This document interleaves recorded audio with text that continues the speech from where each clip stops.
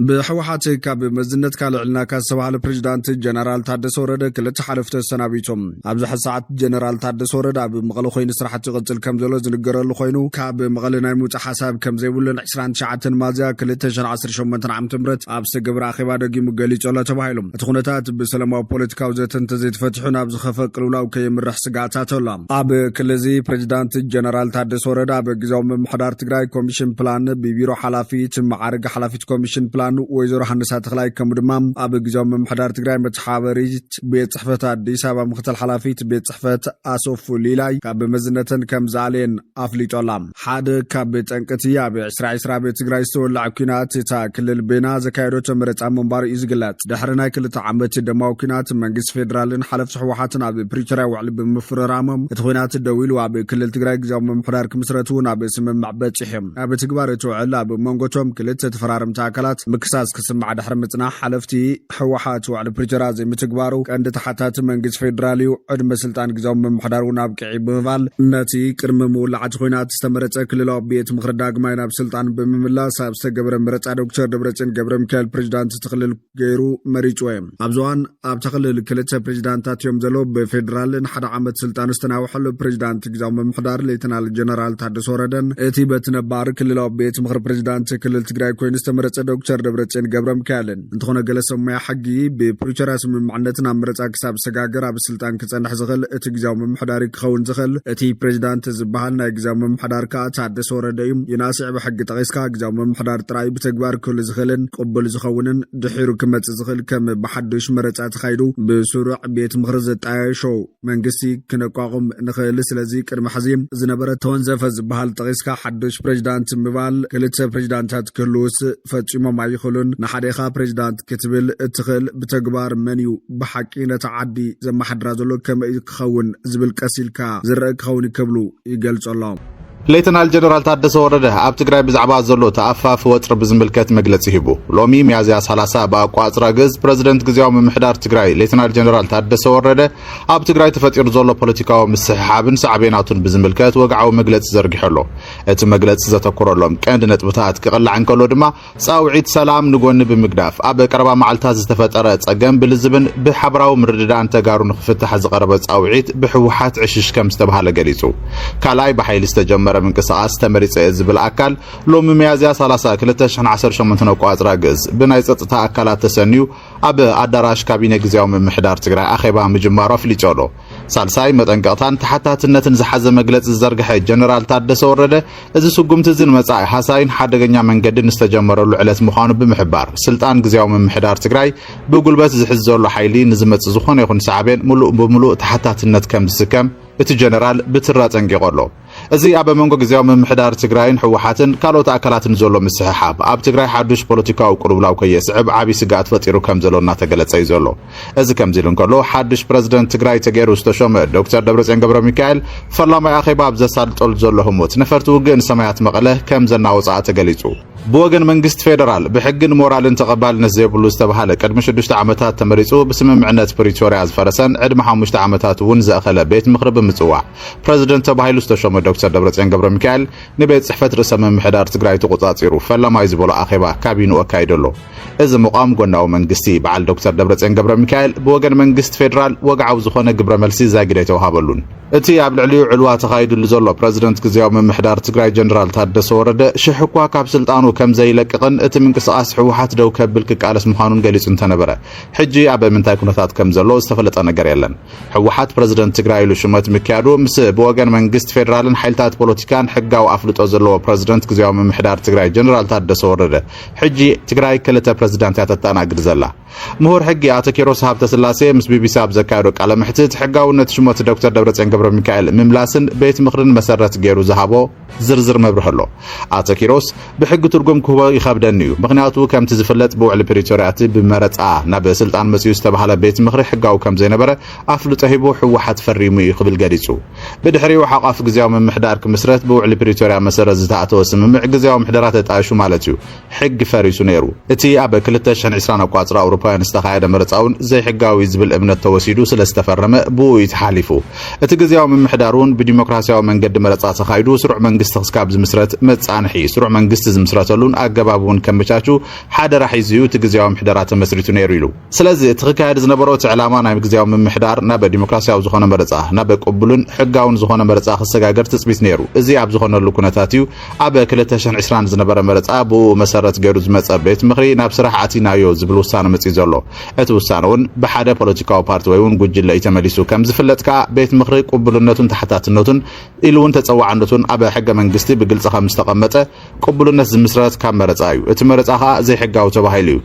እምበር ዝኾነ ውድብ ቅቡልነት ናይ ቤት ምኽሪ ፍልፍል ወይ ድማ ምንጭ ክኸውን ኣይኽእልን ክብል እዩ ኣይተ ኪሮስ ገሊጹ ዘሎ ምሁር ሕጊ ኣይተ ኪሮስ ወሲኹ ሓደ ውድብ ብመረጻ መንግስቲ ዝኸውን እምበር ቤት ምኽሪ ሕጋውነቱን ቅቡልነትን ምንጭት ናይ ፖለቲካዊ ውድብ ውሳነ ክኸውን ኣይኽእልን ካብ ህዝቢ ቀጺሉ ዝለዓለ ስልጣን ዘለዎ ቤት ምኽሪ እዩ ስለዚ ንቤት ምኽሪ ናብ ስራሕ መሊሰዮ ኢሉ ሓደ ውድብ ክውስና ኣብ ዝኾነ ይኹን ዓለም ተረኣዩ ይፈልጥን ብዕምሪ እንተርእናዮ እውን ቤት ምኽሪ ዝህልዎ ዕድመ 5 ዓመታት እዩ ሕጋዊ ኢልና እኳ እንተሓሰብና እቲ 5 ዓመታት እትበሃል ዓንቀጽ 54 ናይ ሕገ መንግስቲ ናይ ክልል ይኹን ናይ ፌደራል ቤት ምኽሪ ዕድመ 5 ዓመታት ይብል ካብን ላዕሊ ብዝኾነ መንገዲ ክናወሓ ይኽእልን እቲ ኣብ 2012 ብኣቋጽራ ገዝና መረጻ ዝተኣተወሉ ሎጂክ እውን እዚ ነይሩ ኢሉ እቲ ነባር ቤት ምኽሪ ናብ ስራሕ ከም ዝተመለሰ ናብ ወንበር ህወሓት ዶክተር ደብረጽዮን ገብረ ሚካኤል ኮይኑ ነቲ መንግስትነት ከም ዝመርሖ ተገሊጹ ዘሎ ብኻልእ ወገን ድማ ብመሰረት ስምምዕ ፕሪቶርያ ንዝተጣየሰ ግዝያዊ ምምሕዳር ትግራይ ዝመርሕ ዘሎ ሌተናል ጀነራል ታደሰ ወረደ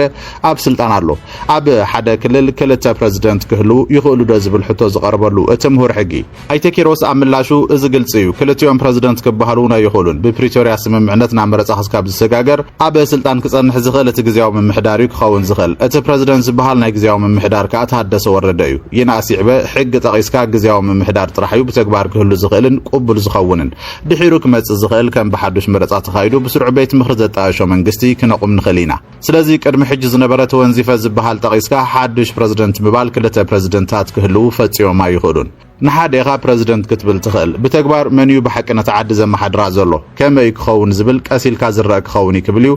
ምሁር ሕጊ ኣይተ ኪሮስ ሃብተ ስላሴ ንቢቢሲ ሞያዊ ሓሳቡ ሂቡ ዘሎ ዶክተር ደብረጽዮን ገብረ ሚካኤል ሎም ዕለት 30 2018 ኣቋጽራ ግዝ ኣብ ደጀን ቢሮ ንካቢኔት ምምሕዳር ፈላማይ ኣኼባ ብምክያድ ስራሕ ጀሚሩ ዘሎ 27 ሚያዝያ 2018 ኣቋጽራ ግዝ ብዕሊ ስርሑ ዝጀመረ ቤት ምኽሪ ትግራይ ዶክተር ደብረጽዮን ገብረ ሚካኤል ፕሬዝደንት መንግስቲ ትግራይ ገይሩ ድሕሪ ምምራጹ ካቢነ መንግስቲ ትግራይ ሎሚ ፈላማይ ኣኼብኡ ኣካይዱ እዩ እቲ ካቢነ ኣብ ኣኼብኡ ኣብ ህልው ኩነታት ትግራይ ኣመልኪቱ ድማ ዘትየሎ ሰራዊት ናብ ዶባት ኢትዮጵያ ከም ዝተጸግዐ ተገሊጹ ሱዳን ብሰንኪ መጥቃዕቲ ሰብ ኣልቦ ነፈርቲ ወጥርና ወሰኻ ዝኸደሉ ዘለዋን ናብ ዶባት ኢትዮጵያ ሰራዊት ኣጸጊዓላ ተባሂሉ ሰራዊት ሱዳን ኣብ ከባቢታት ምብራቅ ጋላባት ባሱንዳ ከምኡውን ምስ ኢትዮጵያ ዝዳወብ ክልል ገዳሪፍ ኣልፋሺጋ ወታደራዊ ሙፋር ከም ዘጠናኸረ ወታደራዊ ምንጭታት ትማል ሓሙስ ሓቢሮም ኣለዉ ካርቱም ኣዲስ ኣበባ ብሶምን ኣብ መዕርፎ ነፈርቲ ካርቱምን ካልኦት ቦታታትን ኣብ ዝተፈጸመ መጥቃዕቲ ሰብ ኣልቦ ነፈርቲ ኢደለዋ ኢላ ድሕሪ ምኽሳሳ ኣብ መንጎ ሱዳንን ኢትዮጵያን ዝነበረ ወጥሪ ተጋዲዱ ሱዳን እተን ሰብ ኣልቦ ነፈርቲ ካብ ከተማ ባህርዳር ካብ ዝርከብ ማዓስከር ኣየር ከም ዝተወንጨፋ ትገልጽ እዚ ክሲ ኢትዮጵያ ነጽጋቱ እያ ወተሃደራት ምንጭታት ንሱዳን ትሪቡን ኣብ ዝሃቦ ሓበሬታ ሰራዊት ሱዳን ኣብ ዝሶምን መፋረቕ ናብ ዓባይን ንእሽተን ኣልፋሺካ ባሱንዳን ምብራቅ ጋላባትን ተወሳኺ ሰራዊት ክሰድድ ጀሚሩ ኣሎ እቲ ምውፋር ሰራዊት ድልውነት ጸጥታ ንምዕባይን ኣብ ዶባት ክመጽእ ንዝኽእል ምዕባለታት ንምፍትሓን ዝዓለመ እዩ ተባሂሉ ኣሎ ብሰሉስ መንግስቲ ሱዳን ኣብ ልዕሊ መዕርፎ ነፈርቲ ካርቱም ኢትዮጵያን ኢማራትን ክብል ዝገለጾ መጥቃዕቲ መልሲ ናይ ምሃብ መሰሉ ዝተሓለወ ምዃኑ ገሊጹ ነይሩ ካርቱም ኣዲስ ኣበባ ንሓይልታት ቁልጡፍ ደገፍ RSF ትድግፍን ዓመጽ ሰራዊት ኣብ ውሽጢ መሬት ኢትዮጵያ ተሰልጥንና ኣላ ክትብል እናኻሰሰት መጽያ ምንጭታት ከም ዘመልክትዎ እቲ ምድልዳል ተወሳኺ ኣሃዱታት ኣብ ስትራቴጂካዊ ቦታታት ዝዓረደ ወተሃደራዊ ሃርድዌር ዘጠቃልል ኮይኑ ኣሎ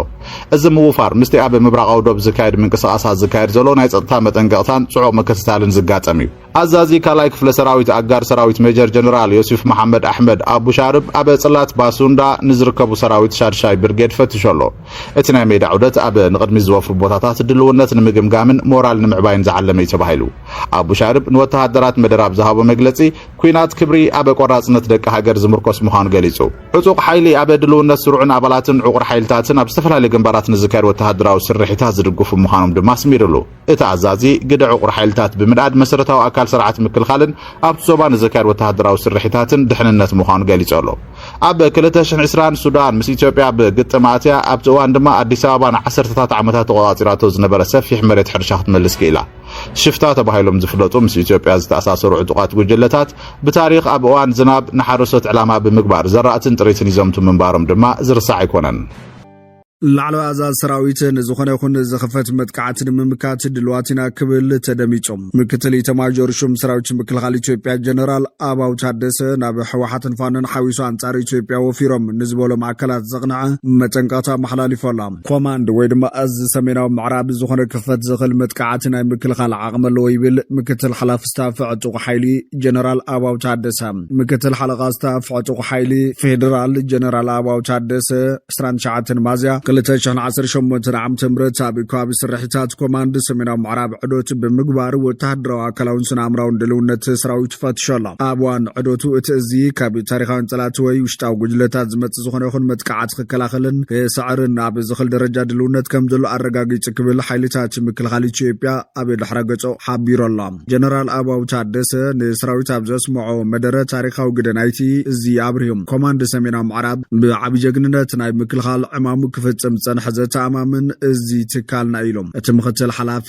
ስታፍ ወሲኹ እቲ ኮማንድ ማለቱን እዚ ኣብ ዝሓለፈ ኩናት ከምኡ ድማ ኣብ ቀጻሊ ወራር ሕወሓት ኣብ ልዕሊ ሃገር ኣብ ምፍሻል ከምኡውን ኣብ ምሕያል ሃገር ኢሉ ድማ ኣብ ክልል ኣምሓራ ጎንፅን ህውከትን ንምፍጣር ዝንቀሳቐስ ዓሌታዊ ክራር ጉጅላ ኣብ ምድኻም ሓያል ጽፍዒት ገይሩ ክብል ሓቢሮም ጸላት ኢትዮጵያ ሃገር ንምድኻም ለይትን ቀትርን ይሰርሑ ከም ዘለው ዝጠቐሰት ጀነራል ሓይልታት ምክልኻል ንዝውዲት ብምፍሻል ሰላምን ድሕነትን ህዝቢ ንምሕላው ሓላፍነቱ ይፍጽም ከም ዘሎ ፍሊጦም ጀነራል ኣባው ንኣባላት ሰራዊቱ ኣብ ዝለኣኾ መልእኽቲ ኢትዮጵያን ትካላታን ብጅግንነት ታሪኽን ሕድሪ ኣቦታትኩምን ወሪስኩም ንኢትዮጵያ ናብ ቀጻሊ ወለዶ ክተረክቡ ብዝገበርኩም ቃልሲ ይሕበነልኩም ኢሎም ዋና ኣዛዚ እዚ ሰሜናዊ ምዕራብ ሌተናል ጀነራል ብርሃኑ በቀለ ብወገኑ እቲ እዚ ዝተመደበሉ ዕማማት ብኣድማዕ መንገዲ ከም ዝፈጸመን ንመጻኢ ተልእኾታት ካብ ዝኾነ እዋን ንላዕሊ ድሉው ምዃኑን ደጊሙ መረጋግፂ ክብል ሚኒስተር ምክልኻል እቲ ሃገር ወሲኹ ሓቢሮም ጀነራል ኣባው ታደሰ ሓዊሱ ጀነራል ብርሃኑ በቀለ ነዚ ዘረባዚ ዘስምዑ ዘለው ኣብ መንጎ መንግስቲ ፌደራልን ሕወሓትን ከምኡ ድማ ኣብ መንጎ ሕወሓትን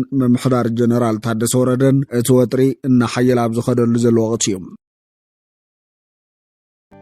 ኣብ ደቡብ ኢትዮጵያ ክልተ ዓበይቲ ድሮናት ከም ዝተሓምሸሸ ክግለጽ እንከሎ ሰራዊት ሱዳን ድማ ብበዝሒ ናብ ደቡባት ኢትዮጵያ ጽጋዕ ከም ዘሎ ተሓቢሮም ኣብ ከባቢ ደቡብ ኢትዮጵያ ዝወደቐት ድሮን ካብ ኢትዮጵያ ባህር ዳር ዝተበገሰት ክትኸውን ከም እትኽእል ጥርጣረታት ኣሎም ካልእቲ ድሮን ድማ ካብ ሱዳን ኒያላ ዝተበገሰት እያ ካብ ከተማ ባህር ዳርን ኣሶሳን ዝብገሳ ድሮናት ኣብ መሬት ሱዳን ተደጋጋሚ መጥቃዕቲ ምፍጻምን ዓለም ለኸ ሚድያታት ጸብጺበን እየን ሰራዊት መንግስትን ሱዳን ኢትዮጵያን ኤሚራት ዓረብን ኣብ ሱዳን መጥቃዕቲ ምፍጻምን ኣፍሊጡ እዮም ንክልቲአን ሃገራት ብጸላኢ ሰየመት ሱዳን ወተሃደራዊ መጥቃዕቲ ከም እትፍጽም ጠንቂቓ ምንባር ይዝከር ወጥሪ ሱዳንን ኢትዮጵያን ስዒብ ሱዳን ወተሃደራታ ናብ ደቡባት ኢትዮጵያ ተጸጊዕ ምህላዋ ድማ ተገሊጾሎም ሱዳን ሰራዊታን ኣብቲ ምስ ኢትዮጵያ ዘዳውብ ዘሎ ደቡባት ክልቲአን ሃገራት ተጸጊዕ ምህላዋ ተገሊጹ እዚ ከምዚ ኢሉ እንከሎ ሱዳን ኣምባሳደር ካብ ኢትዮጵያ ምጽዋዕ ዝፍለጥ እዮም ሱዳን ኢትዮጵያን ሕብራት ኤሚራት ዓረብን ኣብ ቀንዲ መዕርፎ ነፈርታ ንዝተኻየደ መጥቃዕቲ ድሮን ወዲበን ክትብል ከሲሳትን ነቲ መጥቃዕቲ ቀጥታ ወራር ክትብል ኮኒናት እያ ኣብ ካርቱም ዝርከብ መዕርፎ ነፈርቲ ከምውን ኣብቲ ዞባ ዝርከቡ ካልኦት ወተሃደራውያን ትካላታ ኣብ ዝሓለፈ ሰኒ መጥቃዕቲ ከም ዝተፈጸሞም እያ ትኸስስ እቲ ኣብ ቀረባ ግዜ ዝተኻየደ መጥቃዕቲ ድሮን ኣብ ዝሓለፈ ዓመት ሰራዊት ሱዳን ንዳዕመለ ሰሪዕ ካብ ካርቱም ምስ ደፎም ሰፊኑን ንጽንሐ ተዛማዲ ሰላም ዝዘረጋ ኮይነላ ኢትዮጵያ ኣብቲ ዝተፈጸመ መጥቃዕቲ ኢደለዋ ንዝብል ክሲ መሰረተ ኣልቦ ክትብል ነጽጋቱ እያ ሚኒስተር ዜና ሱዳን ሮይተርስ ኣብ ዝሃቦ ሓበሬታ ኣብቲ መጥቃዕቲ ዝተጎደ ሰብ ከም ዘየሎ ፍልጥ እዮም ሰራዊት ሱዳን እተን ድሮናት ካብ መዕርፎ ነፈርቲ ባህር ዳር ኢትዮጵያ ከም ዝተበገሳ ዝረጋገጽ ጽቡቕ መርትዖ ከም ዘሎ ወጋዕ ማዕኸን ዜና ሱዳን ሱና ጸብጺቡ እዮም ኣብ ለካቲት ሮይተርስ ኣብ ዘውፅኦ ጸብጻቢ ኢትዮጵያን ዳዕመለ ሰሪዕ ትዕልመሉ ማዓስከር ከም ዘለዋን መዕርፎ ነፈርቲ ኣሷ ድሮናት ክትጥቀመሉ ከተማዓውለ ከም ጸናሕትን ገሊጹ ነይሮም ዝስጉምቲ እዚ በቐረባ መሻርክቲ ኢትዮጵያ ዝኾነት ሕብራት ኤሚራት ዓረብ ዝድገፈ ምዃኑ እውን እቲ ጸብጻብ ወሲኹ ገሊጹ እዮም ኢትዮጵያን ሕብራት ኤሚራት ዓረብ ነቲ ጸብጻባት ነጽጎነን ብሶኒ መስኻኽር ዓይኒ ንማዕኸናት ዜና ኤኤፍፒ ኣብ ዝሃቦ ሓበሬታ ድምፂ ቦምባታት ከም ዝሰምዑን ካብቲ ከባቢ መዕርፎ ነፈርቲ ድማ ጸሊም ትኪ ክነቱ ከም ዝረኣይን ረጋጊጾም እቲ መጥቃዕቲ ኣብ ሓደ ምምሕዳራዊ ህንፃ ንኡስ ዕንወታት ከም ዘስዕበ ተፈሊጦላ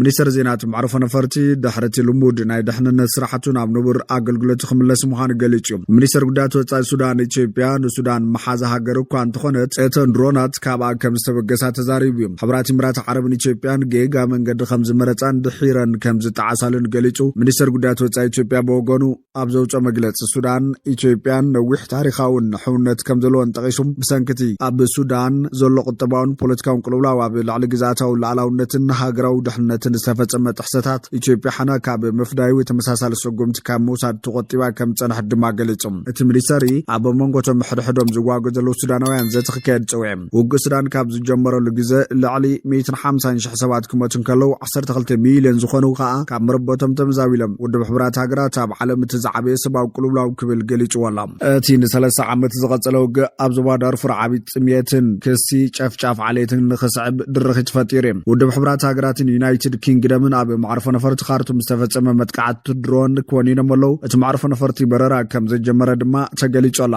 ብምኽንያት ኣብ ሃገራዊ ማዕርፎ ነፈርቲ ካርቱም ዝተፈላለዩ ከባቢታት እታ ከተማ ዝተፈጸመ መጥቃዕቲ ድሮን በረራታት ከም ዝተቋረጹን እዚ ድማ ንጥፈታት ቀረብ ሰብኣዊ ሓገዝ ዓብዪ ዕንቅፋት ከም ዝፈጠረን ውድብ ሕብራት ሃገራት ተሓሳሲቡ እዩ ከም ጸብጻብ ሱዳን ትሪቡን ኣብ ካርቱም ዝርከብ ኤምባሲ ብሪጣንያ እውን ኣብ ልዕሊ ሲቪላዊ መሰረተ ልምዓታትን መንገድታት ሰብኣዊ ሓገዝን ዝፍጸሙ መጥቃዕትታት ብቕጽበት ደው ክብሉ ከም ዝግባእ ኣጠንቀቐላ ኣብ ምዕራብ ትግራይ ዝነበሩ ዕጡቃት ንህዝቢ ትግራይ ዘርፉ ይቀትሉ ኩርምክሪት ኣሲሮም ናብ ሩባተክ ገዘእትዮም ይቀትሉን ምንባሮም ይፈልጥ ነይረ ኢሉ ነበር ኢታማዦር ሹም ሓይልታት ምክልኻል ኢትዮጵያ ጀነራል ሳሞራ ዩኑስ እቲ ኣብ እዋን ኩናት ትግራይ ምስ ጸላእቱ ወጊኑ ህዝቡ ኣጨፍጭፍ እዩ ዝብሉ ወቀሳታት ዝቐርበሉ ጀነራል ሳሞራ ዩኑስ ምስ ሓራ ሚድያ ብዝነበሩ ጻንሒት እንኮ መፍትሒ ሕጂ ዘለው ጸገማት ትግራይ ልዝብ ጥራሕ ምዃኑ ገሊጹ ኣሎ ንሱ ትግራይ 30 ዓመት ኣዋጊና ብዙሕ ሰብ መይቱና እዩ ድሕሪ ምባሉ ዝተጋደልናሉ ዕላማ እውን ገዛእቲ ደርብን ምዃን ስለ ዘይነበረ ኣብ መረፃን ዝሰዓረ ኣካል ተቐቢልና ጉዳይ ብዘተ ጥራሕ ክንፈትሕ ኣለና ኢሉ ምዕራብ ትግራይ ናይ ተጋሩ እዩ ኣብኡ ዘሎ ህዝቢ እውን ትግራዋይ እዩ ድሕሪ ምባሉ ድማ ትሕጃ ፖለቲከኛታት ኮይኑ ኣብ ማዓስከር ዝጸንስ ዘሎ ህዝብና ብቕልጡፍ ናብቲ ኣብ ምዕራብ ትግራይ ዝተረፈ ሓው ህዝቡ ክምለስ ኣለዎ ኢሉ ኣብ እዋን ኩናት ተጋሩ ንብረቶም ከም ዝተዘረፈ ከም ዝተቐተሉን ኣሲሮም ናብ ተከዘ ከም ዘተውዎምን ይፈልጥ እየ ዝበለ ጀነራል ሳሞራ ዩኑስ ሕጂ ግና እቲ ኩነታት ተለዊጡ ከም ኣኽገብሮ ይኽእሉን ክብል ተሰሚዑ ኣሎ ጀነራል ሳሞራ ዩኑስ እንታይ መረጋግጽ ሒዙ እቶም ሓይልታት ከምኡ ይገብሩን ዝብል ዘሎ ዋላ እኳ እንተዘየፍለጠ ሕጂ እውን ኣብ ምዕራብ ትግራይ ኣብ ትሕቲ ወረርቲ ዝርከብ ህዝቢ ትግራይ ንምእማኖም ዘጸጉሙ ግፍዕታት ይፍጸሞም ከም ዘሎ ድማ መረዳታታት ብስፍሓት እናወፅዮም ዘለዉ ሕጂ ርእሳ እናቆፀርና ካብ ምንባር ኣብ ማዕስከራት ህይወቶም ዝሓልፍ ዘሎ ወገናት ብቕልጡፍና መረበቶም ክንምልስ ይግባእ ክብል እዩ እቲ ጀነራል ተዛሪቡ ዘሎ ጽምዶ ሕወሓትን ሻዕብያን ብዝምልከት ድማ